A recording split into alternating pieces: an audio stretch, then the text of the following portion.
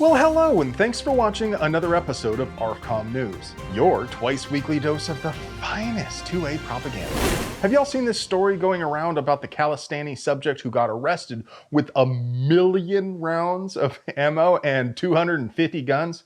For once, that is not rookie numbers. But inexplicably, the legacy media didn't call it an arsenal. The one time it would be appropriate to use the word, and it doesn't appear anywhere in these articles. You tossers!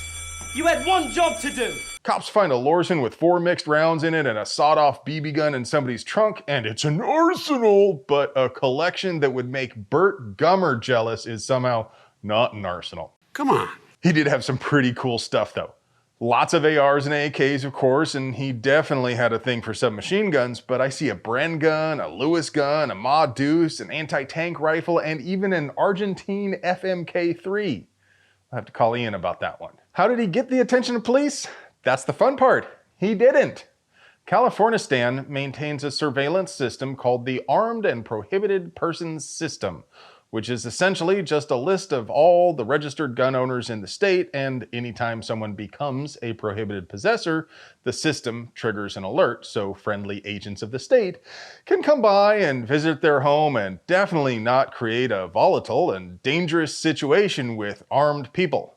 The state isn't saying why this guy got flagged, but it could be anything from being convicted of the big MDK to having a bench warrant issued for failure to appear for trespassing. Or a person could be able to find themselves the target of an early morning no-knock after someone swears out a false complaint and an affidavit to get a restraining order. So who knows if this guy actually did anything to deserve a raid, but I'm betting if he was wanted for doing a burgle, the state would have been quick to say so. What do you guys think? What got this guy on the state's radar? And while you consider that, please also remember it would be impossible for us to produce quality 2A propaganda without sponsors, so let's pay some bills. Today's video is sponsored by TNVC.com, your source for good old-fashioned all-American night vision just like Mom used to make. Hey friend, it's dark half the time on this planet. Unless you got magic powers or a mountain of carrots, you need TNVC to see at night. I think I just found the boss boomer FUD you have to fight after you've defeated all the other boomer FUDs. We need common sense gun reform now. A person should be 21 years old to buy a badass PTR Model 91. You'll probably say, shall not be infringed! All gun laws are unconstitutional! Shut up. Some people shall be infringed. Now careful. Don't try to lowball him on that sporterized Mauser. He knows what he's got, sonny. Now, before you die of cringe... Block! You should probably know he's actually an expert marksman. On steel at 20 yards. An expert marksman who doesn't understand how the speed of sound works. Most 9mm range ammunition is just a thin red one faster than the speed of sound. If the target was 20 yards away, that means it would take more than 1/10 of a second for the bullet to reach the target and for the sound to return to the camera. Now I know what you're thinking, 1/10 of a second might not sound like a lot, but it's longer than it takes for a super cop to shit his pants and bust out 15 combat rolls. Shots fired! Shots fired! Shots fired!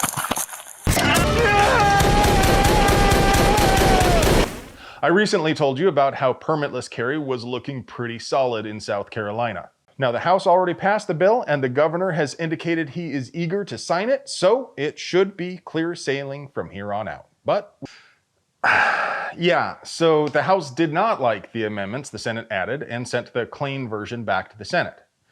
Now, some of the changes the Senate added were really not all that bad. For instance, requiring the state police to give free firearm training. Also, the original bill increased sentences for prohibited possessors caught with guns, and the Senate amendment increased those penalties. I know, yawn. And at that rate, does it even matter if they're just going to release them on OR? I mean, I believe felons should have their rights restored. Stay on target. Even if it was stuck up there for the rest of the day. But the Senate amendment that really is bogus is the part where they gave state legislators special permission to carry anywhere in the state. So I can understand why the House rejected the Senate amendments, but at the same time, it would be a real shame if the Palmetto State didn't get permitless carry passed at all because the Senate wanted to read Animal Farm like it was an instruction manual. So that's why I want you to send a message to all South Carolina State Senate members. Wow, that's actually really handy. Thank you for being super based, South Carolina legislature web designer, whoever you are. Real man of genius. So yeah, please click the link down there in the doobly-doo and send a message to the South Carolina Senate and tell them it was scummy to try to give themselves special permission to carry where the rest of us plebes are not allowed to. Tell them to stop trying to be cute and just pass the House version of HB 3594. Chicago is firing ShotSpotter, if you'll pardon the pun. ShotSpotter is a surveillance system which uses a network of microphones and computer analysis in an attempt to locate where gunfire originated. Except it's been proven to be wildly inaccurate and next to useless for legitimate policing. In Newark, New Jersey, a 2013 study found that 3/4 of the alerts it generated were false alarms, and out of 3,600 alerts, only 17 arrests were made. And ShotSpotter admitted that its employees routinely changed the algorithm's decisions. One of those employees changed a probably firecracker report to a gunshot, leading to the arrest of a Chicago grandfather for shooting a man to death inside his car. This man languished in jail for almost a year before a judge dismissed his case due to lack of evidence. Okay, but why are critics calling ShotSpotter racist? Well, it's typically deployed in higher crime areas, which tend to have more minorities. If the system were accurate, that might be one thing, but in practice, they result in police being dispatched to a minority neighborhood, expecting to find violence, and eager to shake down whoever is unlucky enough to be in the vicinity of the report where, remember, a gunshot might not have even happened. Well-meaning cops might be more aggressive than they would be if a person called 911 to complain about firecrackers. And less scrupulous police might be willing to use these reports as an excuse to manufacture reasonable suspicion or probable cause to violate Fourth Amendment rights. Chicago has spent almost $50 million on ShotSpotter, and they have decided not to renew the contract. Oddly, they do plan to continue using the system until later this year. How do you guys feel about systems like this? Are they a disturbing element of the pervasive surveillance state, or a smart way to make use of finite police resources? Gundustry News. Vortex just released their new Defender ST Micro Red Dot, which is a chunky little boy, larger than their Defender CCW, and with several changes spurred by customer feedback. For example, the dot refresh rate is much higher. It comes with either a 3 or 6 MOA dot, has a Delta Point Pro footprint, spiky grippy things on the front of the housing, shake awake, and a top-mounted battery. MSRP is $470. Our Dallas crew got their greasy mitts on one and sat down to chat about their impressions, so definitely take a look at that video over on our review channel. We'll link it up there and down there in the doobly-doo as always. And now, for your moment of zen.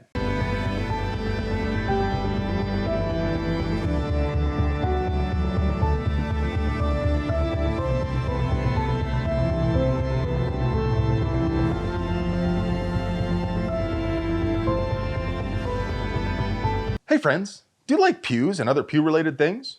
Would you like to help us keep delivering you pure, uncut American pew propaganda at the low price of free fitty? We literally couldn't pay the bills without our sponsors, so do us a solid and get yourself something nice from them. You deserve it. I love you.